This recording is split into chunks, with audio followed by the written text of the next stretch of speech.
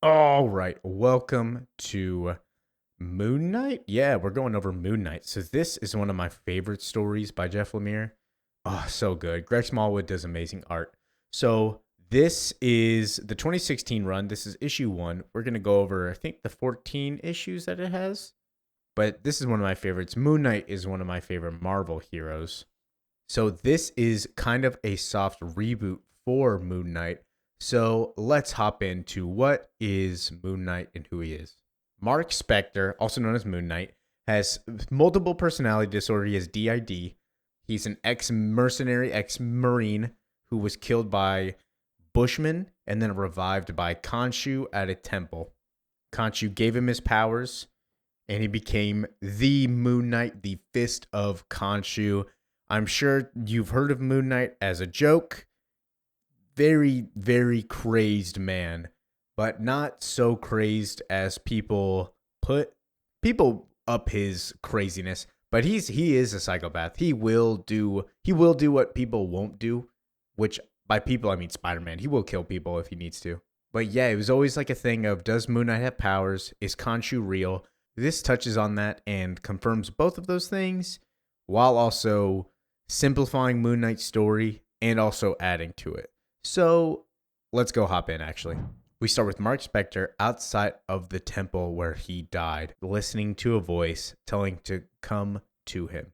Come to me, my son. Come see your true face. So he walks in the temple asking for Khonshu. This isn't right.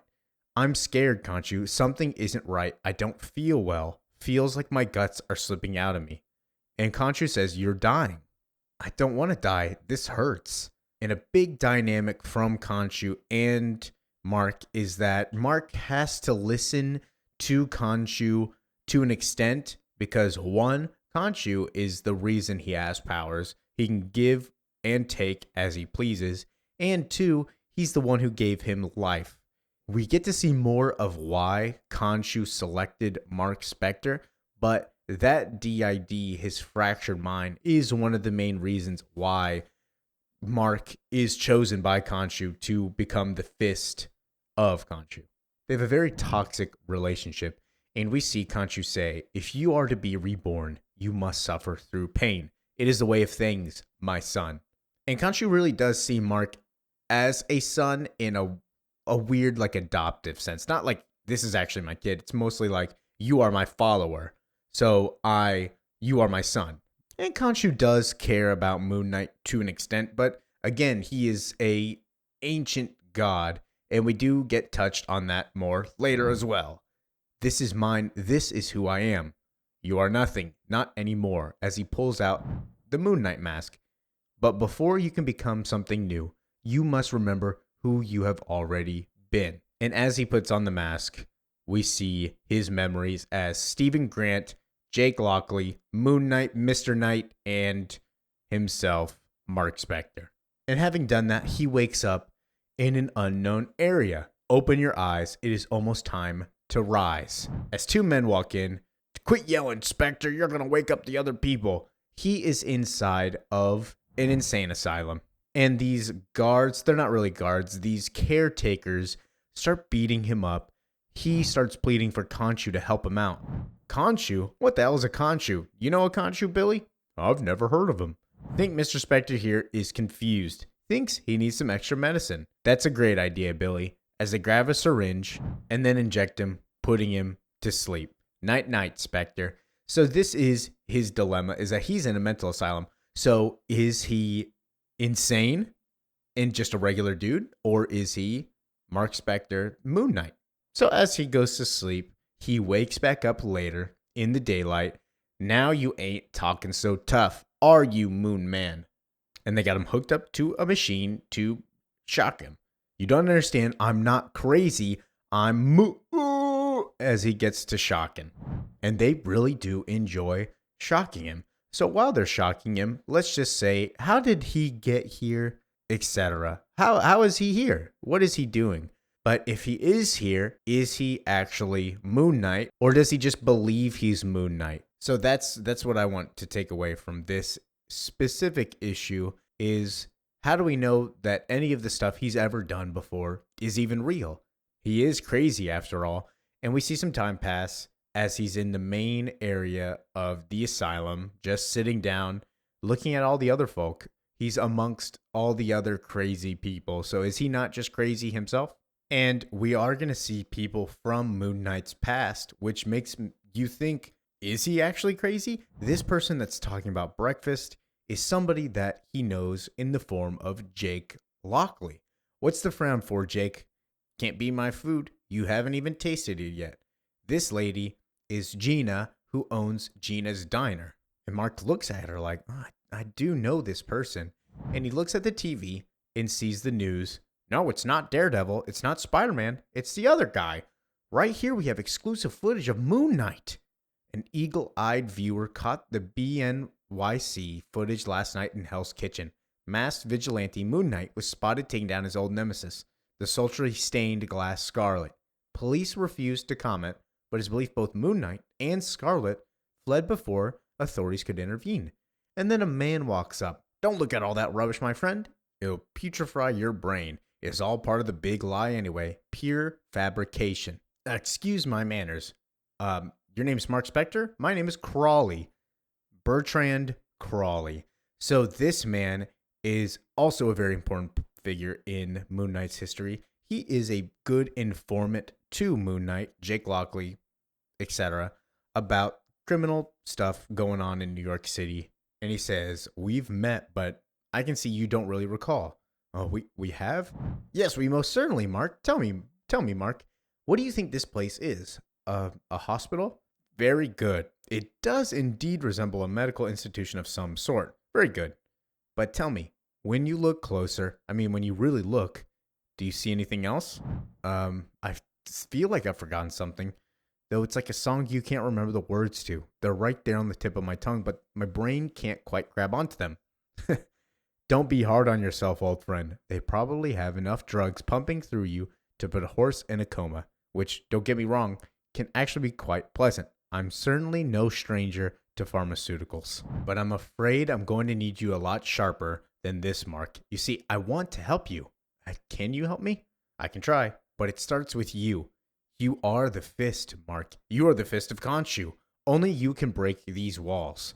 Crawley seems to be one of the only people that knows what's going on in trying to lead Mark on the right path. Only you can lead us. We, travelers of the Dark Knight, only you can set us free. And then the guards, hands, whatever, CNA's people come up. Shut your trap, Crawley. What can I tell you about bothering other people? I'm really sorry, Robert. I only wanted a little morning conversation before my shock therapy.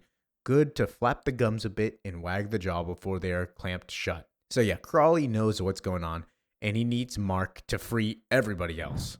So the helpers grab Mark. It's time for your therapy session. And as he walks by, he sees a blonde woman and says, Marlene. Marlene is his main love interest. They have a kid together in the recent comics. They get married, they're divorced, etc. But he sees Marlene here. So everybody in this institution is people that he's known in his previous memories, his life. And he's wondering if it's real or fake because he doesn't understand what's going on. And now he meets with this therapist lady. Well, Mark, I don't quite know what to say anymore. I thought we were making some progress these past weeks, but now you say you remember nothing? I just don't believe you anymore. Dr. Emmett, please, I don't know what to believe either. All I know is I woke up this morning in this place and I don't know how I got here. I remember bits and pieces of different lives. Before this, Moon Knight, the vigilante, Jake Lockley, the cab driver, Stephen Grant, the millionaire. I need you to tell me which of those really happened. Which one is me? Mark, none of those are you. None of it really happened. It's a delusion. Fantasies you created to cope. I don't believe that. I know Moon Knight was real. I know Khonshu is real. We've had this conversation dozens of times. Here's the truth as she pulls out a folder. There is a Moon Knight, Mark, but you're not him. You've been in this institution since you were 12. What? Yes, we've been through this again and again. You're an orphan. You spent your entire life in this hospital. Moon Knight is a fantasy you've been keeping, a journal of his adventures. Since you were a boy, these are all delusions. It never happened. None of it. It's all in your head. So this is what I was talking about earlier. Mark is in this institution not knowing if he's actually Moon Knight in real life or if he's just this sick patient. And he has both sides telling him that he's Mark and one side telling him that he is Moon Knight. And according to him, he's always been Moon Knight and he just woke up here. So who put him in here? Who erased his memories is the real question. Or was it just like this all the time and he's actually crazy? And she goes on, you are Mark Spector. You are an orphan. You have DID, dissociative identity disorder. And if you aren't willing to do the work necessary to get better, we're going to have to increase your medication again. Move you back to the secure ward. Is that what you want? Good. You're going to work with me. You're going to stop these stories about Egyptian gods and Moon Knight and help me help Mark Spector again. I do want to help you, Mark. I've always been your friend. And on the table, the red pen goes missing. Because as much as Mark kind of believes her, he also believes that he's the real Moon Knight. So later on, laying on his bed, he talks to Khonshu. Can you hear me? Of course, my son. I am always with you. Is it true what she said? Is this all in my head? Are you in my head? You already know the answer to that. If you thought she was telling the truth, you would have never stolen the pen. Now stop whining like an infant. It is time. Time to act. Time to rise. And so Mark gets up and rises. As we see the CNAs playing card games and then they hear some screaming. They're going to go check on Spector. What the hell is he doing? I'm going to rip his throat out. As they enter his room, the screaming, what about now, Spector? What are you doing? Nothing. I just wanted to get your attention. I wanted to see your true faces so I can pound the living shit out of them. Uh-oh. He sees through the trap. And I love the makeshift costume. It is an iconic, panel from this series. Is him dressing up as a crazed lunatic with just a pillowcase on his face. And he sees the people for what they really are, which is these Egyptian monsters. And then he starts punching and fighting.